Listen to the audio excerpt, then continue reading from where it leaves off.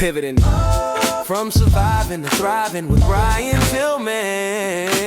Real stories, real growth, real change. Hey man, say man, we live in the studio, and we on real South Memphis time today. Do I have a treat for you? Live and in living color in the studio, I got South Memphis finest with me, none other than the Miss Erica Jones Lee. And we're gonna hone in and we're gonna put the spotlight on High Beam today and talk about who Miss Erica Jones Lee is to the city of Memphis, to our communities, and to her family. So, Miss Lee, how you doing today? Welcome to the show. Thank you. I'm fine. Thanks for having me.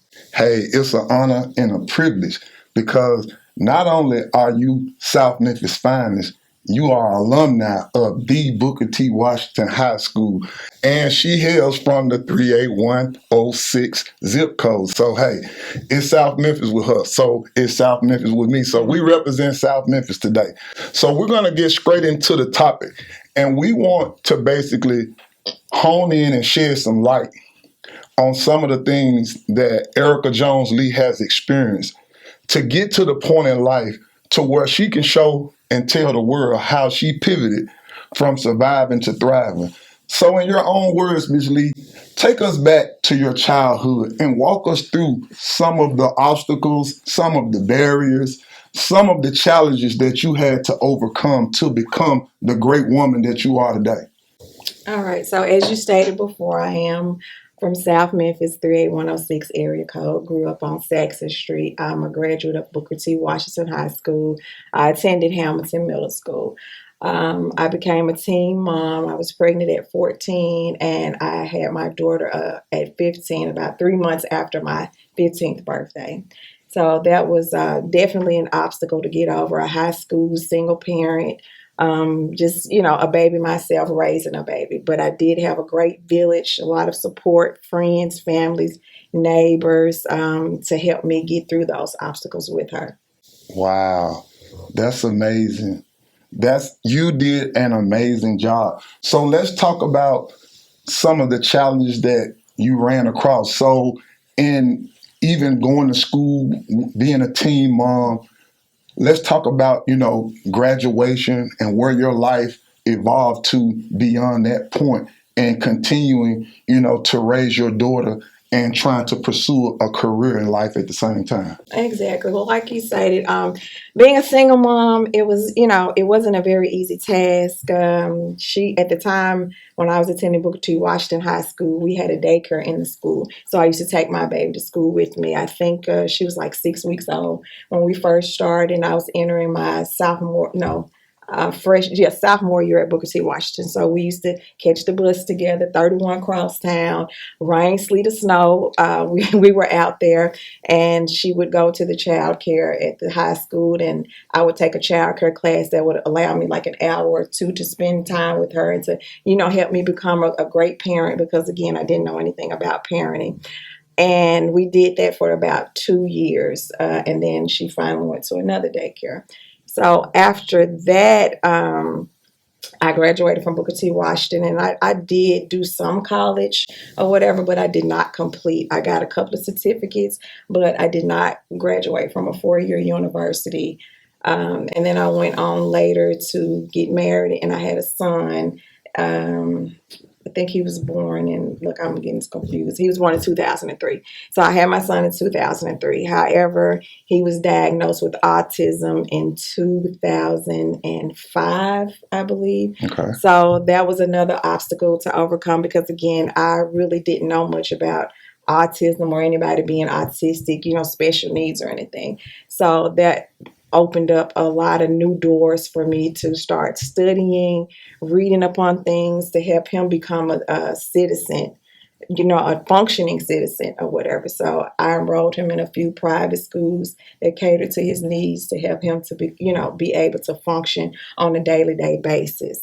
And now he's 22. He works. He's been on his job for 4 years, and he just got his driver's license about a month ago. So I just want to give you kudos. I just want to salute you. Actually, you couldn't have came on at a better time. It's Women's History Month, and so we definitely want to give you your flowers. We definitely want to celebrate you. We basically want to tell you that, we're so proud of all the things that you've done. And we know that your story is going to be astronomical in helping a lot of young teen moms to be able to overcome the barriers that they're going through. You're going to be a hope dealer. You're going to be somebody that they can look to for motivation, for inspiration, somebody that's going to be able to be a role model to them, to where they can look at your story, look at what you've been through, what you overcame, and be like, hey, if she did it, I could do it. She looks just like me. So in the process of doing all these things for your daughter, for your son, in the midst of that, you still work a full-time job every day. And from a full-time job, now you've evolved and you have some other things going on. So I want you to basically roll out what some of your entrepreneur ventures look like. And I just want you to tell the world that in spite of where you started at as a teen mom, having your first child at 15, then turning around and graduating from high school, working a full-time job, and then had to endure the challenges of raising an autistic son. Let's talk about your career and how, based upon all of the sacrifices that you made, based upon all of the hard work that you put in, let's talk about who Erica Jones Lee is today. Roll it out for me. Okay, well, let me go back to what even prompted me to start having like a catering business and cooking. When my daughter was graduated from high school, she expressed that she wanted to attend college. Okay, so again, I was all for that. She wanted to attend a HBCU. So she enrolled in Jackson State University. Well, there's only so much aid and student loans that you can get for that. So she had to pay out-of-state fees, which back then it was roughly like $700 a month. So of course, being a single parent, I'm on a budget, tight street budget. That was kind of out of my budget. But I did not want to deny my daughter an education or opportunity to go to school because, like I said, I didn't finish college. So I was all for that. So I started cooking, just doing things for coworkers or whatever. And they were like, hey, you really should do this, full time or whatever. You can cook. And I had done it for my family, but I didn't think personally that I was good enough to like sell food or anything. So my first love was desserts. That's what I was baking cakes and pies and everything, again, just for families and friends. So another South Memphis, he's a part of the Block Squad, Big Delight, and he asked me to bake him a pecan pie. I had never made a pecan pie ever before, so I made it for him. And I took a picture of it and I posted it on Facebook. And he commented, he was like, it was really good. I loved it. And people started inboxing me. It was like, hey, can you make me a pie? Will you make me a pie? So and I was like, sure. And it just started from that one pie, and it just went from there. So from there, I started up Erica Sweet and Savory, which is a full-service catering where I offer drop-off service, set-up services. I do weddings, repasses, like anything that you want to have, I do that. But I also love to make pizzas, and I had been doing that since I was a kid. And so again, someone else from South Memphis asked me, would I make them a pizza? I had never made a pizza for someone to purchase before, but I was like, sure, I'll do it for you. So I made the pizza for her, took a picture again. Other people started asking, inboxing me on social media, even on Instagram, and asking, hey, would you make a pizza for me and this and that? So yeah, sure, I was doing that. And it just went from there. I started going up to different beauty shops and barber shops on the weekends, and I was letting them sample my food, and they liked the pizzas, and they started ordering. And I always make the joke and say, hey, I was trapping at the trunk of my Impala like DJ Paul, because I was actually doing that. Like I had my Impala loaded down on Saturdays, and I would go to different places and, let them sample the food, give them, a little handwritten menu or whatever, and have them to call me, and they started placing orders with that. And it just took off. And the support has been overwhelming. And I then went to purchase a food truck, of course, the Pizza Lady food truck that's located at 3231 Jackson Avenue. I was able to collaborate with he's now my business partner, Frank Cole, which is the Chicken Mine. And there's a food truck park that offers opportunities for other food trucks. We have 2 or 3 other trucks on the lot as well. And we also do a lot of other give back events for the community with breast cancer, Mother's Day, Father's Day. We're really big on Father's Day giving back because Black men aren't celebrated. Black fathers aren't celebrated enough. So we feel the need to celebrate them with a day of just pampering and catering to them. So that's basically, how everything with me got started. Yeah, that's a lot, and I commend you on all of those business ventures. But the reality is, she's being a little modest, right? She ain't popping her shit, and I ain't gonna let her sit here on my platform and not pop her shit. Let's talk about these exclusive dinners and live music with the candles. Yeah. At Shelby Farms. Let's talk about the movie nights. No, we Yeah. ain't gonna Well, we ain't yeah. gonna cut the Okay. people short on my platform. Pop your shit, E. Pop your shit. Okay, so my husband and I started Lee's Entertainment that offers a variety of services: bubble tents, private dinners, movie nights, whether it's like a graduation or an adult movie night. Like I said, we do romantic dinners for two, where we come in and we set up for your candlelights. You have an exclusive menu to choose from. That's basically it. So I'm popping it. Like, how'd you want me to pop it? Hey, see, you heard it. You heard it live in the living color. You heard it from the horse's mouth. I didn't say it, She said it herself, but nobody can say it like she says it, and nobody can do it like she does it. So, at this time, we just want to let the world know that regardless of what the news says, regardless of what you've seen, the streets have took the narrative back, and now we're painting the real picture of what Big Memphis looks like, and we want to celebrate the astronomically great thing that stakeholders like Miss Erica Jones-Lee is bringing to the table in our communities, that's making the community and the ecosystem in our city better. But at the same time, right, like she says, she does a lot of giving back, not only to fathers, not only to mothers, not only to breast cancer, but she also gives a lot back to our alma mater. So we ain't gonna discredit that because, like I said in the beginning, we're tops, we lead, you know what I'm saying, and others follow. So let's talk about some of the things that you actually do concerning, the prom send-offs, different meals and things like that you offer to the students of our alma mater. Like, we ain't gonna shortchange the people, and we ain't gonna cut your praise short. We want to praise you for the big, the little, the small, the tall. We want to give you your reward for it all. So, talk about some of those things too. Yeah, well, I call it the Prom Promise campaign, and it was started, I'll say, like 5 years ago, with myself and three of my friends, where we started, finding kids that parents were experiencing hardships, but children wanted to go to prom, so we would cover everything: prom outfits, hair, nails.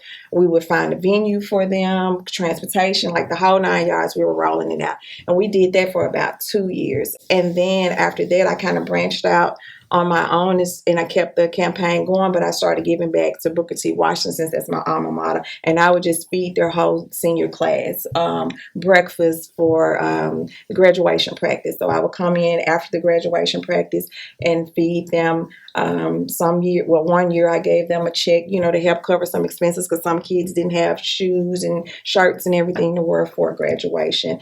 So I did that for the past 2 years. This year I am going to do a prom send-off food set up for the valedictorian of the school. So that'll be my give back to BTW this year, is to honor that one hardworking student that, I feel that just needs a spotlight and a time to shine on their own, because it's hard to maintain a high GPA these days anyway, with so many negative influences or whatever. And I think that's something that needs to be commended. Man, you're absolutely right. That's a lot. Like, when I tell you, you took that framework and you packed it in, and I'm talking about, man, you have created some mind-blowing philanthropic things in our city, in our community. And I just want to take this time to commend you, because like I said, it's Women's History Month, and I can't think of a better person to shine the high beam in the spotlight on and give kudos to than you, because you are inspiration to a lot of people on the outside looking in, basically a lot of individuals in our community. But we definitely want to expose all of the wonderful things that you're doing to the world, because the world needs to see, they need to understand, they need to recognize, and they need to know that who the news say Memphis is, that's not who we are. You know, like there are some big things going on, but the things in Memphis have to be big because we big Memphis with the big B, not the little b. And that's just what it is. And it don't hurt. It don't hurt our campaign that a lot of the great things is going on in the city in South Memphis. And for those of you that don't know, it's a whole lot of parts of Memphis, but it ain't but one South Memphis. And it ain't no gang bang, but it's pinkers and thorns where we from. Man, this is the model, this is the symbol of where it all started at. You know what I'm saying? So this, what you see right here, South Memphis Finest, this is what you call, we started from the bottom, now we here. And all y'all be pump faking and be capping, talking about y'all got it out the mud. But this queen right here, this black queen right here, she got it out the mud. She really got it out the mud. But guess what? Hard work pay off. She put in the work. She dedicated herself. She made the sacrifices, not just for herself, for her daughter, for her son, for the community, for her alma mater, for her city. So who better to shine the spotlight on and to give honor, glory, and praise during Women's History Month than Miss Erica Jones Lee? So in closing, Miss Lee, I have to ask you, right now, there's a lot of our young queens, teenagers, that are making mistakes. And they're making the irrational decision and getting pregnant and having child as teens. So right now in this current culture, what would be some advice that you would give to them in being able to overcome the barriers, the obstacles, and the challenges that you had to go through and endure to get to who you've become today? Well, first of all, they need to listen. They need to listen to their peers. Everything that someone is trying to tell you is not a bad thing. So listening is what they need to do the most. Like these kids today, they do not listen. Even when I was a teenager, I didn't listen. Like my mom would, say, "Hey, don't do this, don't do that. This is going to be the outcome." And sometimes you just have to let them make that mistake so they can see, "Hey, I tried to tell you, I tried to warn you, but you didn't want to listen." They need to listen and pay attention. You can bounce back from anything. Right. You can bounce back from anything, but you have to want it. You have to really, really want it. Nothing is impossible. You can overcome any obstacle, but again, you have to want. You have to surround yourself with like-minded people, and you have to have good people in your corner that's going to keep uplifting you. Like, hey, even though you're a teen mom, this is not the end of the world. You can still go to school. You can still get that job. Like school is not always the way. You can take up a trade, or you can become an entrepreneur and start a business. You don't have to enroll in a 4-year college to become successful. You need to just focus and find your passion and what you're into and what makes you thrive, what makes you happy, and then function in that solely. And once you do that, then you'll be able to find your way. You can't do what everybody else is doing. I have friends that, do hair, do nails. They make a lot of money doing so, but that's just not my thing. Like I had to find my niche and stay in that lane. And so that's what I've done. I'm in my lane now, and I'm good right where I am. Wow. So you heard it from the best. So don't listen to the rest. She said, stay in your lane and do your own thing. So to sum it all up, she said, find you. She said, authentically be you. And she also said, love you. And in return, these are the results that you will get. So if you're going to take some advice from somebody, I would recommend highly that you take advice from somebody that has done it, that has mastered it, and now she has become the GPS and the navigation system for young Black teens in overcoming the obstacles and the barriers and the challenges that they're going to face in life. In closing, right, I'm honored. It was a privilege to have you on the show today, Miss Erica Jones Lee, and I just want to say thank you. I appreciate you for being who you are. I thank you for letting your light so shine before men so that they can see your good works and glorify our Heavenly Father, which is in heaven. I pray that God's anointing, His mercy, His grace and favor will continue to overflow in your life and that you will be able to continue to do all the wonderful things that you've been doing in our communities, in your families, and in our city. Man, the city needs more great Black queens like Miss Erica Jones Lee. I salute her. I thank her. I appreciate her. And if ever I wanted somebody to be able to model the image of Hope Beyond Barriers, which the acronym for HOPE stands for helping our people to elevate beyond the barriers, right? It would be Miss Erica Jones Lee. Miss Lee, I thank you so much. I appreciate you. And I just want all of y'all to make sure y'all subscribe to my YouTube channel so that y'all can tap in to this great inspiration of a queen that we've had the liberty and the privilege of having on our show. This has been another edition of Pivoting from Surviving to Thriving. And we out. Peace.